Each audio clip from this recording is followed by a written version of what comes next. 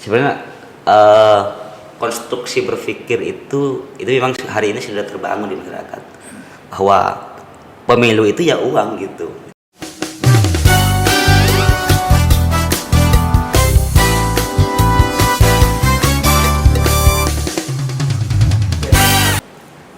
Assalamualaikum warahmatullahi wabarakatuh. Waalaikumsalam warahmatullahi wabarakatuh. Teman pemilih, kali ini Bromo Podcast Ngobrol Demokrasi milik KPU Kabupaten Probolinggo kedatangan seorang tamu istimewa. Beliau adalah salah satu dosen di salah satu universitas besar di Kabupaten Probolinggo, yaitu panggilannya Pak Mushafi. Pak Mushafi. Nanti nama lengkapnya biar beliau sendiri yang menyampaikan. Panggilannya Pak Mushafi. Beliau adalah salah satu pejabat struktural di perguruan tinggi Unuja. Teman pemilih, pada kesempatan ini saya ingin membicarakan tentang kepemiluan. Suatu tema yang menurut saya tidak pernah habis-habisnya dibicarakan, baik itu di warung-warung, di gerdu-gerdu, ataupun di rumah, ataupun di lembaga pendidikan khususnya.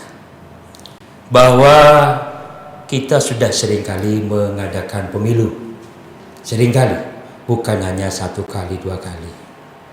Tapi di antara sekian kali pemilu ini kita masih juga sering mendengarkan adanya kekecewaan masyarakat, khususnya terkait dengan pelaksanaan tahapan pemilu maupun hasil-hasil dari pemilu tersebut. Salah satu yang sering kita temui adalah pelanggaran-pelanggaran yang dianggap atau bahkan mencederai daripada pelaksanaan pemilu itu sendiri, yaitu money politik. Padahal aturan tentang money politik itu sudah jelas, sudah dibuat sedemikian rupa sehingga pemilu dapat berlangsung betul-betul adil sesuai dengan harapan masyarakat. Nah, pada kesempatan ini saya ingin minta pendapat dari beliau apa yang harus dilakukan. Padahal dari sisi aturan kita sudah cukup bagus, tapi toh pelaksanaannya masih sering kita temui kendala ataupun dianggap ada cacat-cacatnya. Nah, oleh karena itu pada kesempatan ini sahabat ataupun teman pemilih dapat mendengarkan langsung dari beliau sebagai salah seorang tenaga pengajar apa yang seharusnya kami lakukan sebagai penyelenggara pemilihan umum di Kabupaten Probolinggo, ataupun masyarakat apa yang harus dilakukan berkaitan dengan supaya pemilih ini dapat betul-betul sesuai dengan keinginan kita. Baik, monggo Pak Mushafi, saya persilakan. Terima kasih waktunya.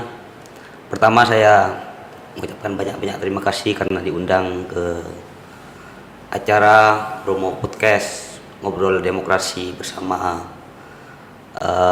teman pemilih KPU Kabupaten Probolinggo.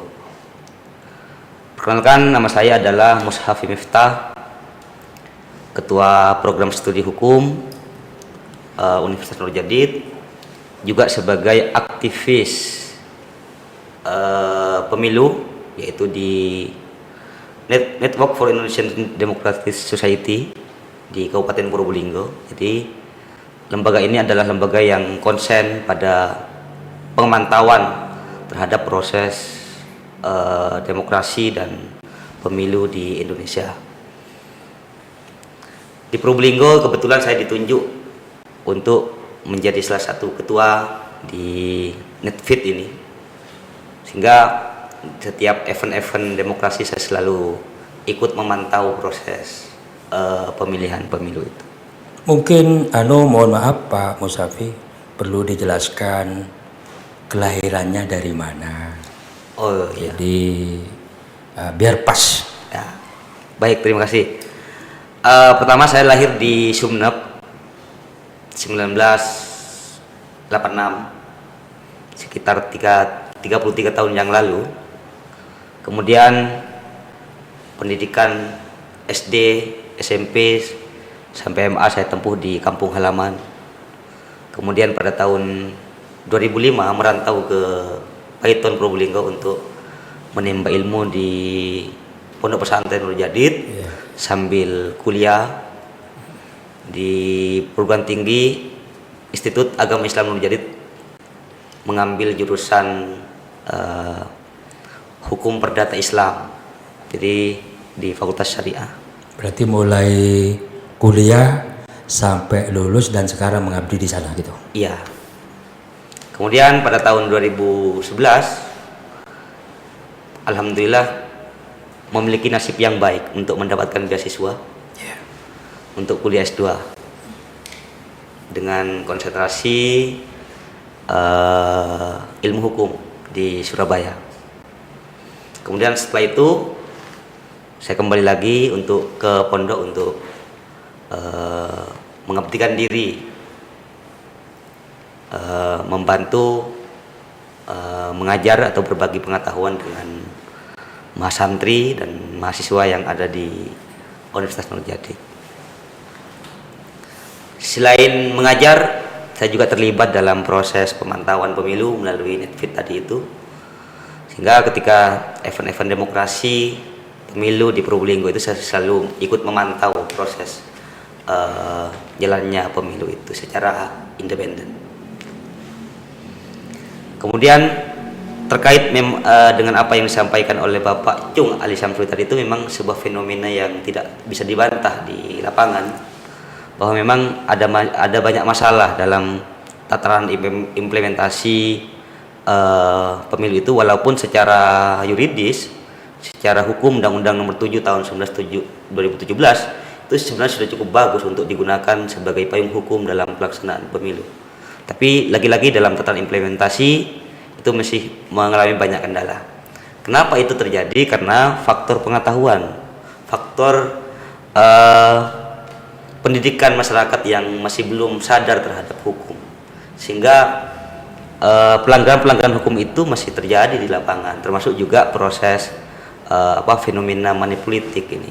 Padahal kalau kita sadar terhadap bahwa manipolitik itu sebenarnya adalah sebuah fenomena di mana demokrasi itu telah mati sebenarnya. Nah, ketika manipolitik itu terjadi, demokrasi itu sebenarnya sudah mati. Kenapa? Di situ sudah tidak ada proses demokrasi di situ sebenarnya. Karena apa? Suara rakyat itu sudah dibeli gitu. Dari situ kemudian demokrasi itu tidak bisa berjalan dengan baik, dan pemimpin yang kita peroleh pun juga tidak sesuai dengan harapan. Kenapa? Karena berdasarkan uang tadi itu. Kalau yang terjadi di lapangan seperti tadi, bahwa undang-undangnya sudah cukup bagus. Nah, kira-kira menurut Pak Musafi sendiri, apa yang harus dilakukan ketika undang-undang itu sudah bagus, tapi faktanya di masyarakat kok masih ada ketimbangan lah. Artinya belum sesuai dengan harapan kita, sesuai dengan undang-undang. Apa yang menurut Pak Musafi berkaitan dengan itu yang harus dilakukan? Kalau menurut teori, Lauren Friedman dalam sebuah bukunya itu mengatakan kalau ingin menegakkan hukum itu setidaknya ada 3 yang perlu diperbaiki. Pertama adalah substansi hukum, yaitu tadi undang-undangnya, normanya.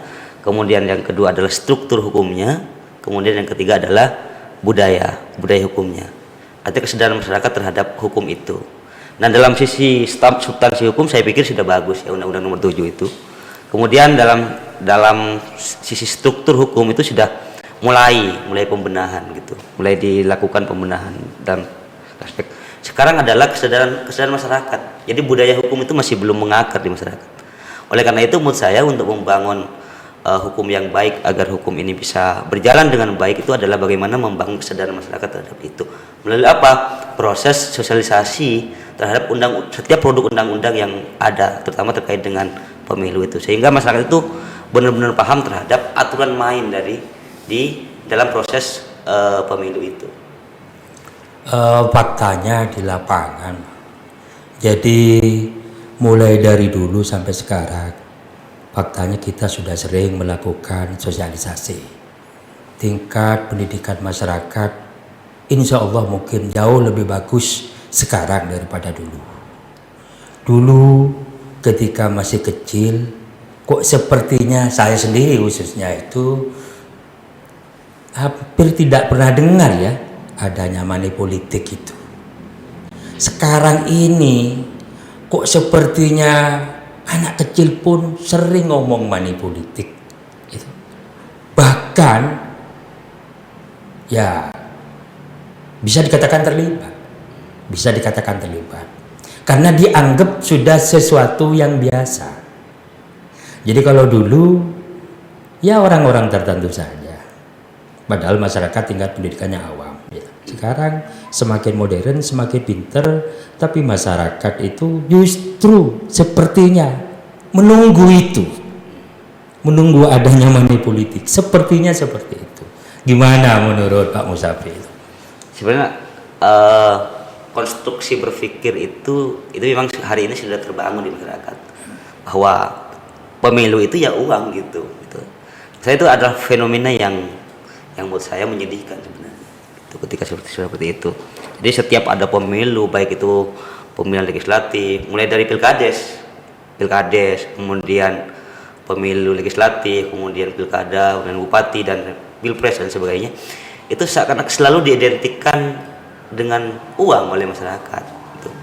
Menurut saya itu adalah sebuah fenomena yang sangat menyedihkan. Hari ini adalah menurut saya itu tadi bahwa adalah kesadaran itu yang perlu kita bangun gitu. Melalui apa? Proses pendidikan yang secara terus-menerus dilakukan masyarakat. Artinya apa? Advokasi masyarakat itu penting. Bagaimana masyarakat juga terlibat langsung dalam proses pemilu itu. Jadi jangan hanya menyerahkan pemilu itu kepada KPU dan Bawaslu, tapi juga bagaimana masyarakat ikut berpartisipasi untuk mengawal proses pemilu itu agar berjalan dengan baik, sehingga praktik-praktik money politik itu bisa terpressure dengan partisipasi masyarakat dalam mengawasi itu. Kalau misalnya itu harapan kita kalau itu bisa terjadi seperti itu, ya alhamdulillah. Nah, selama ini dikatakan bahwa ketika setiap ada pelanggaran yang berkaitan dengan tahapan pemilu, selalu ujung-ujungnya itu tidak sesuai dengan keinginan masyarakat. Jadi masyarakat sepertinya sudah paham bahwa ketika terjadi sebuah pelanggaran, pasti hasilnya begini, pasti hasilnya begitu. Atau dalam bahasa yang lain, masyarakat sering mengatakan, itu kan hanya cari kesibukan saja tuh, cari kesibukan saja. Atau dalam bahasa yang lain dikatakan, peraturannya tumpul karena tidak mampu memberikan sanksi yang tegas kepada para pihak yang terlibat, khususnya dalam hal ini money politik dianggap. Walaupun dalam beberapa hal setelah saya mengikuti proses yang ada di DKPP itu tetap ada sanksi di masyarakat, bahwa ada kata-kata seperti itu. Jadi dianggap hukumnya itu masih belum tajam betul ke masyarakat. Gimana menurut Pak Musafi? Memang kita sulit untuk membuktikan secara nyata ya terkait dengan money politik itu. Memang untuk menangkap tangan itu masih kesulitan karena memang gerakannya itu gerakan senyap. Sehingga kalau mau memberikan sanksi itu kan diberikan ketika memang ada fakta hukum. Nah, money politik itu sebuah fenomena yang nyata tapi sulit untuk dibuktikan. Sulit. Bukan berarti tidak bisa. Nah, kalau kita mau bisa. Karena itu sudah terstruktur sebenarnya. Jadi menurut saya itu yang perlu digarap adalah kesadaran masyarakat. Kuncinya di situ. Ketika masyarakat sadar, menurut saya masyarakat tidak akan mau untuk di itu. Jadi menurut saya hari ini adalah bagaimana mencerdaskan masyarakat untuk agar bahwa kita tidak bisa menggadaikan 5 tahun itu hanya dengan uang 50.000 misalnya. Jadi kan pertaruhannya adalah pertaruhan masa depan. Ketika suara kita dibeli, tidak mungkin orang yang dipilih, yang membeli suara kita itu sudah memikirkan kita. Selama 5 tahun tidak akan mungkin memikirkan. Tapi kalau pemimpin atau dewan misalnya, bupati atau presiden dipilih karena kehendak rakyat, itu sudah pasti akan memikirkan rakyat. Tapi kalau dipilih karena membeli suara, itu tidak akan pernah memikirkan rakyat. Yang dipikirkan adalah bagaimana mengembalikan modalnya itu. Saya itu. Jadi adalah kecerdasan masyarakat itu yang perlu kita lakukan, mencerdaskan masyarakat. Baik Pak Musafi, terima kasih atas penjelasannya di kesempatan kali ini. Intinya bahwa salah satu yang perlu kita bangun untuk sampai kepada satu tahapan atau penyelenggaraan pemilu yang betul-betul adil dan sesuai dengan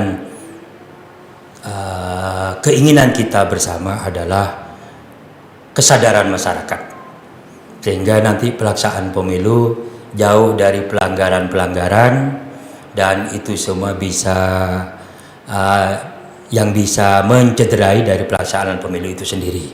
Baik Pak Musafi, terima kasih sekali lagi, terima kasih atas kehadirannya di Bromo Podcast KPU Kabupaten Probolinggo. Semoga penjelasan yang sedikit ini bisa menambah wawasan kita bahwa ke depan kita dimohon setiap diri sendiri dari diri kita bisa menjadi corong bagi pemerintah, bagi KPU sebagai penyelenggara pemilu, sehingga pemilihan umum baik itu pilpres ataupun pemilihan atau pemilu kada ataupun istilah sekarang pemilihan dapat berjalan sesuai dengan aturan yang diharapkan.